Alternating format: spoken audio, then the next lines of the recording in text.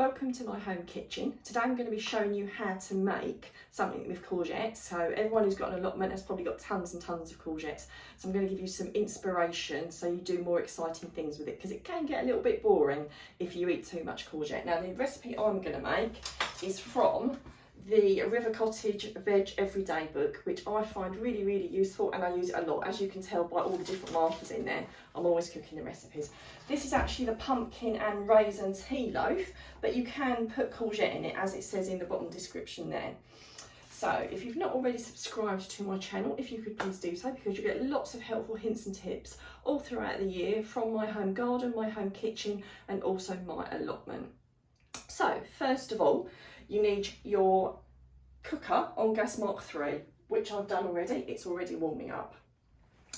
I will put all these ingredients and the method in the description, and I will put the link for the book too.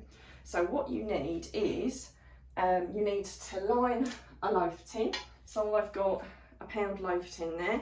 I actually don't grease it, I just buy these little liners and drop them in, and they are absolutely marvellous. But if you haven't, you would need to line it with grease proof and butter it. But I just drop it in. So, and the ingredients you need are 200 grams of light muscovado. Now, do you know what? I use any sugar that I've got. I wouldn't especially buy it. If you've got it, marvellous. If not, I've got normal soft brown sugar. You also need 4 eggs, separated, which I've done already. I've got my yolks in there and my whites lightly whipped there. And then you need 200 grams of whatever you're going to use, whether it's pumpkin, squash, or in my case, I've got courgette, which I've already grated. You also need to zest and juice a lemon, which I've got there. And you also need 100 grams of raisins. Now, I often use sultanas because that's what I have. Again, same thing, if you've got raisins, marvellous. If you've only got sultanas, use those. You could use dried apricots, whatever you've got in your store cupboard. So ground almonds, which I've measured out, 100 grams. Self-raising flour, 200 grams. A pinch of salt, a few gratings of nutmeg, and also a teaspoon of ground cinnamon. So first of all, I'm going to whip up my egg yolks and my sugar. So pop it in there.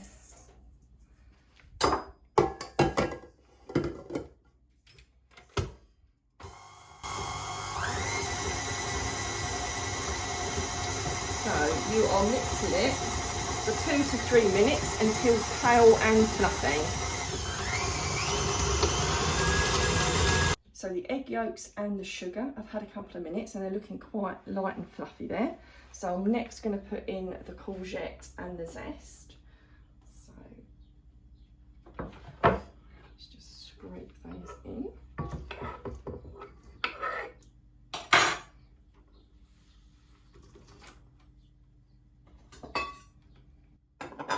Helps if you scrape it off with a knife. This can be a little bit fiddly. I've got the grated courgette in there, and the zest, and also the juice. That goes in and you mix until combined. Then add the ground almonds and the raisins, or in my case sultanas, and combine.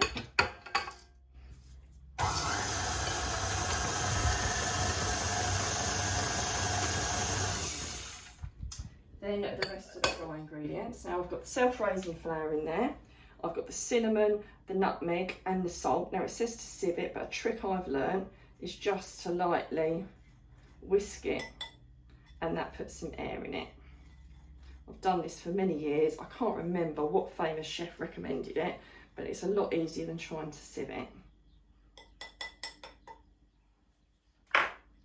And then you just combine that in.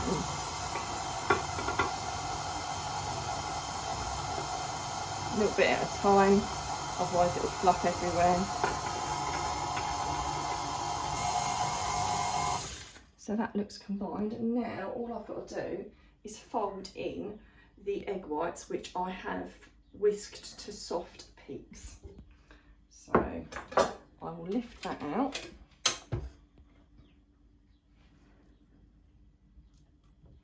Scrape off as much as of the lovely mixture because I don't want to waste any of it. I always scoop round before I add the rest in case something has stuck to the bottom, but it looks pretty good, just to make sure. And then gently whip these in. So gently stir them in, I should say, not whip. So you want to avoid bashing the air out as much as you can. I mean, the reality is you are going to knock a little bit out, but it will keep the mixture a lot lighter. Now you're looking for about that consistency, so you can still see a little bit of the egg white in there, but it is fully combined. Now I'm going to pour it into my loaf tin and bake it.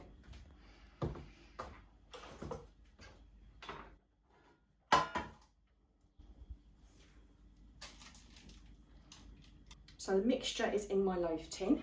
Something else I'll do is I will put a link for these liners in the description because they are really super easy to use. It makes baking a lot quicker and a lot easier and a lot less mess. So I'm going to put this in my oven, gas mark 3 for 1 hour.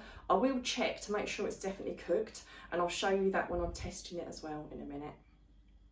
So the loaf has had an hour. I'm just going to check whether it's ready. Lift it out. Feels firm to the touch and it bounces back. For added measure, I'm just going to stick a skewer in, and if it comes out wet, it needs a little bit longer. Hold it in for a minute or a few seconds, lift it out.